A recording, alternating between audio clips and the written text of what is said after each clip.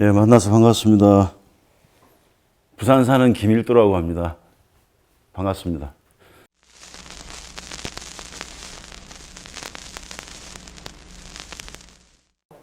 시작하려고 합니다. 예. 아무래도 이제 저는 제 음악을 좀 많이 듣거든요. 그래서 올 4월에 발표한 김앤탁 앨범 하트히트 그걸 많이 듣고, 그 다음에 최원빈의 액팅 록스타 많이 들어요. 얼마 전에 그 원빈 씨가 만든 파티에 제가 초대를 받아서 갔는데 힘이 참 좋더라고요. 같이 있으니까 힘나는 사람이, 그런 사람이더라고요, 이 사람이. 그래가지고 이제 집에 갈 때 그분이 앨범을 주셨는데 왠지 그거는 뜯기가 아까워가지고 뜯어서 듣지는 않고 이제 애플 뮤직으로 듣는데 기가 막히더라고요. 1번부터 그냥 계속 들어요, 그냥. 특히 이제 부산에서 서울 올라올 때 기차 안에서 많이 들어요. 힘내려고. 그리고 또 집에 갈 때도 많이 듣고 안정기가 하려고. 예. 했던 앨범이 어떤 걸까요? 제가 개인적으로 갖게 된 거는 교회 친구한테 받은, 그게 성탄 전날에 받은 보이즈 투맨 앨범을 제가 받았었거든요. 그 친구가 마니또였어요, 마니또. 예, 그래가지고 나중에는 본인이다라고 얘기를 하더라고요. 마니또는 그거 얘기하면 안 되거든요. 야, 그거 내가 준 거다. 고맙더라고요. 보이즈 투맨을 그때 알게 됐어요. 중학교 1학년 때. 영향을 줬던 앨범이 있다면 무엇일까요? 레이지 어게인스트 머신의 1집입니다. 밤철에 그 앨범이 처음 제가 20살 때 그 라이브를 보고 깜짝 놀랐었어요. 레이지 어게인스트 머신 이제 카보 밴드인데 그 사람들의 라이브를 듣고 야, 이런 음악도 있는 거야 이렇게 생각했거든요. 1997년에 그 사람들이 레이지 어게인스트 머신을 커버를 했는데 제가 그거를 잘 몰라가지고 레이지만 기억한 거예요. 레이지만. 그래가지고 레코드점에 가서 산 게 레이지를 샀어요. 레이지를 샀는데 그 사람들도 이제 하드코어한 뭔가 이렇게 메탈 쪽을 하는데 내가 듣던 그 음악이 아닌 거예요. 그래서 계속 내가 연구를 하다 보니까 아, 레이지 어게인스트 머신이었구나. 그러면서 동시에 두 밴드를 알게 된 거죠. 레이지도 알게 되고 레이지 어게인스트 머신도 알게 되고. 지금도 자주 듣습니다.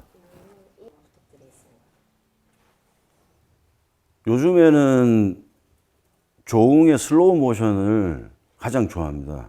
왜냐하면 그 앨범을 들어보면 아실 거예요. 기가 막히거든요, 그 앨범이. 그 친구분을 알게 된 지는 저는 좀 오래됐는데, 오래도록 이제 지켜본 친구인데, 그냥 사람이 말수가 적고 별 말이 없는 사람이거든요. 그리고 아주 짧은 말들로 모든 이제 말들을 다 하는 사람이거든요, 그 사람이. 근데 그 사람이 한 몇 년 동안 고심하고 준비하고 해서 만든 앨범이 슬로우 모션이에요. 그래서 저는 그거를 처음 이제 준비한다라는 걸 알게 된 지가 제가 알고만 있는 것도 한 7, 8년 됐거든요. 그때 아마 시작을 했을 거예요. 근데 그 앨범이 한 2년 전에 나왔나요? 그럴 거거든요. 그 앨범 듣고 있으면 그냥 즐거워요. 좋습니다, 아주. 한숨 좀 쉬고 가자. 아, 그랬어. 그렇게 너 그렇게 힘든 일이 있었던 거야. 이제 이런 것들도 느껴지고, 말수가 없는 사람이니까 노래 들으면서 그 사람의 심정을 좀 알게 되는 거죠. 그러면서도 또 동시에 아, 나를 이렇게 좋아했던 거야. 왜냐면 거기 김일두라는 노래가 있거든요. 그 노래를 5, 6년 전부터 걔가 나한테 얘기를 계속 해줬어요. 그 친구가. 나 이 노래 이름을 김일두라고 하고 싶은데 허락해 주겠냐. 아, 저 허락만 하겠냐. 한 곡으로 부족하다. 한 두세 곡 만들어줘라 했는데 그 한 곡 만들어주더라고요. 정말 좋아합니다, 그냥. 예. 세상이 너무 큰 건지 아님 내가 삐딱한지 참 감사한 일이죠, 진짜. 이런 친구들을 함께 한다는 게, 이런 친구들이랑. 예. 저는 그만큼은 아닌 것 같아요. 주실 수 있나요?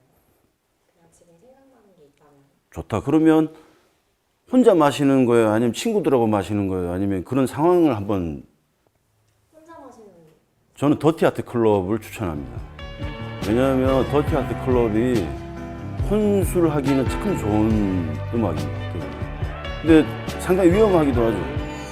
저도 우연찮게 알게 됐는데 한 번 듣기 시작하면 끝날 수가 없어요. 근데 예를 들어서 술까지 마신다?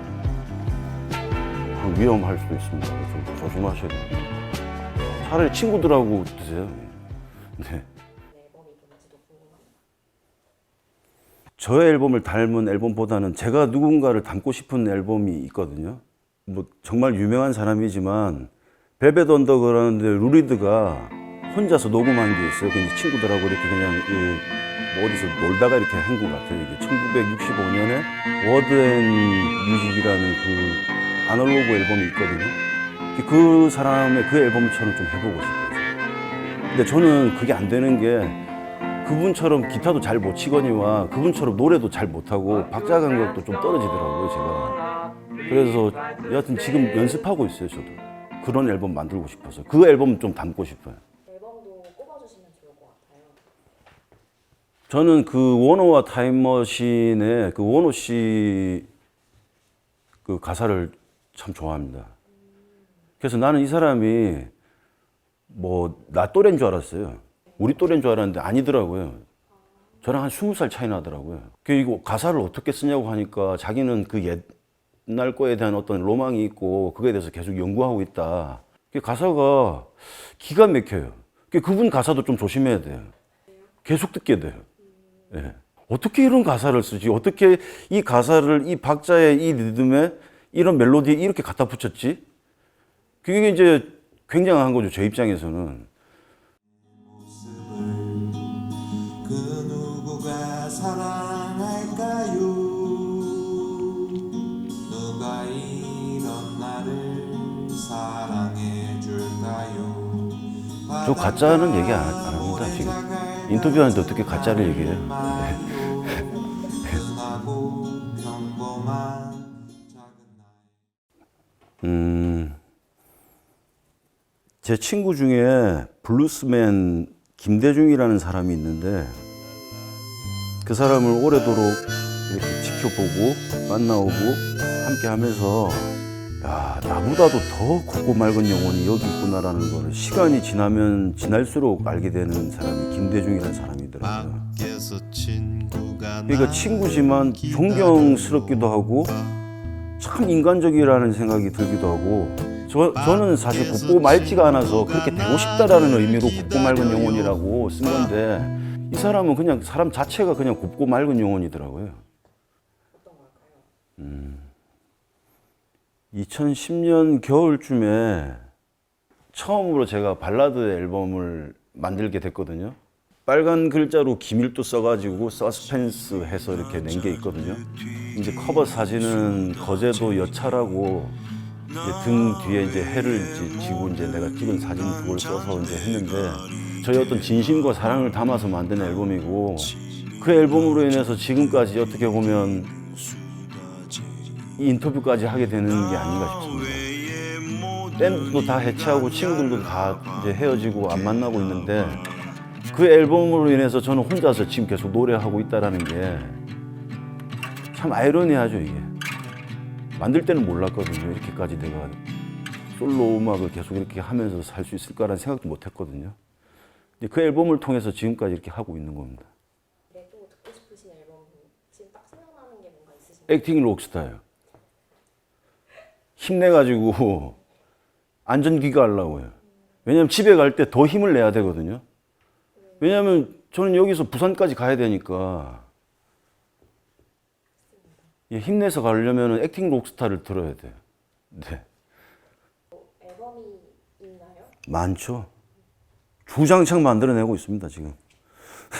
모르겠어요. 그게 정규인지 뭔지도 모르겠고, 그냥 계속 만들어내고 있어요. 그냥 그게 이제 제 일이라고 이제 확신하고 있는 것 같아요, 이제는. 그래서 뭐 정규다 뭐다 이런 거 저는 이제는 그런 거 신경 안 쓰고, 그냥 내가 만들 수 있고 발표할 수 있을 때 그냥 계속 하고 싶어요, 이렇게. 네. 인지 듣고 마무리하겠습니다. 제 인생의 역사를 이어가는 어떤 기록물들인 거죠.